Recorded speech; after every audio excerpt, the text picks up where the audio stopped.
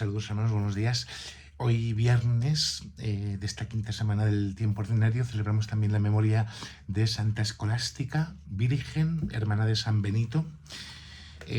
Escuchamos la lectura continuada de la feria y por lo tanto la continuación de lo que hemos escuchado estos días, el libro del Génesis, los primeros capítulos los primeros versículos del capítulo 3. La serpiente era más astuta que las demás bestias del campo que el Señor había hecho, y dijo a la mujer: ¿con que Dios os ha dicho que no comáis de ningún árbol del jardín? Y la mujer contestó a la serpiente: podemos comer los frutos de los árboles del jardín, pero del fruto que está en mitad del jardín nos ha dicho Dios: no comáis de él ni lo toquéis, de lo contrario moriréis. Y la serpiente replicó a la mujer: no moriréis. Es que Dios sabe que el día en que comáis de él se os abrirán los ojos y seréis como Dios en el conocimiento del bien y el mal. Entonces la mujer se dio cuenta de que el árbol era bueno de comer, atrayente a los ojos, deseable para lograr inteligencia, así que tomó de su fruto y comió. Luego se lo dio a su marido, que también comió. Se les abrieron los ojos a los dos y descubrieron que estaban desnudos, y entrelazaron hojas de higuera y se las ciñeron. Cuando oyeron la voz del Señor que se paseaba por el jardín a la hora de la brisa, Adán y su mujer se escondieron de la vista del Señor Dios entre los árboles del jardín.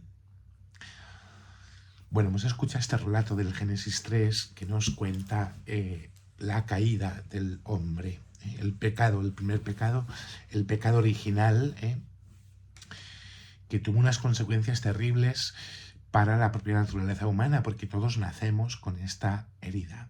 Provocó un daño irreversible. Bueno, no irreversible de forma definitiva, porque Dios lo puede remediar, ¿verdad? Porque nos redime, pero todos nacemos con este pecado original que se nos perdona, aunque en nosotros permanecen las consecuencias que este pecado tiene, y lo experimentamos todos los días. Y fijaros que es importante, en primer lugar, entender la astucia con la que obra el maligno, que siempre, siempre, siempre nos engaña, y es un mentiroso. Y nos puede mentir contándonos verdades a medias o mentiras, pero siempre nos engaña.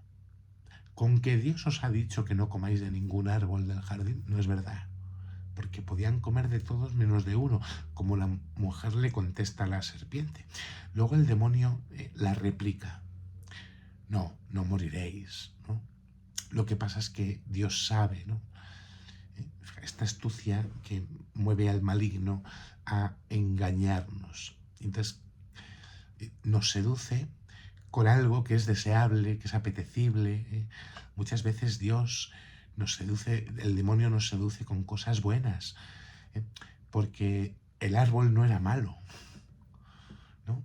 La maldad no está en las cosas que deseamos, sino en los actos que realizamos.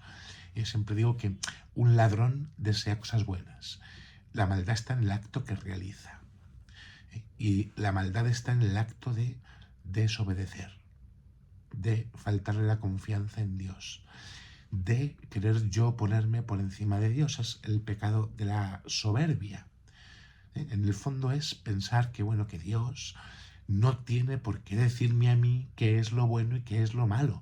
Yo mismo tengo la capacidad y la autoridad para discernirlo. Pues esta es la soberbia, que es la tentación fundamental de nuestros primeros padres y también de todos los hombres de todos los tiempos. Es, dice San Agustín, es la gran malicia, la primera de todas, el principio, el origen, la causa de todos los demás pecados. La misma que arrojó a los ángeles del cielo al infierno e hizo al diablo. Esta es la soberbia. El maligno siente envidia y nos convence para apartarnos de Dios. ¿Y cómo nos convence? Con cosas apetecibles, deseables, buenas. Y el hombre pierde aquello hacia lo que había de ser elevado. Es engañado por quien ya fue expulsado y esto origina la expulsión del ser humano del paraíso. Y cambia la mirada. Fijaros que los dos estaban desnudos, no sentían vergüenza, escuchábamos ayer, pero ahora se dan cuenta de que están desnudos. Que no es que no se dieran cuenta, sino que cambió profundamente la mirada en el ser humano y se tienen que cubrir. Y no solo se tienen que cubrir, sino que además se tienen que esconder de Dios. Y esto es lo que nos pasa a nosotros cuando pecamos, que nos escondemos de Dios. Y esto genera un mal peor todavía. Por eso es tan importante que aprendamos a vivir en gracia. La gracia que tenían aquellos que se miraban desnudos no sentían vergüenza, porque eran capaces de mirarse como Dios mismo les miraba a ellos. El pecado daña nuestra mirada y destroza mi relación con Dios, mi relación con los demás, mi relación con el mundo creado.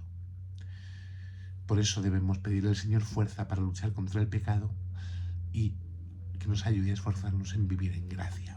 Que Dios os bendiga en el nombre del Padre, del Hijo y del Espíritu Santo.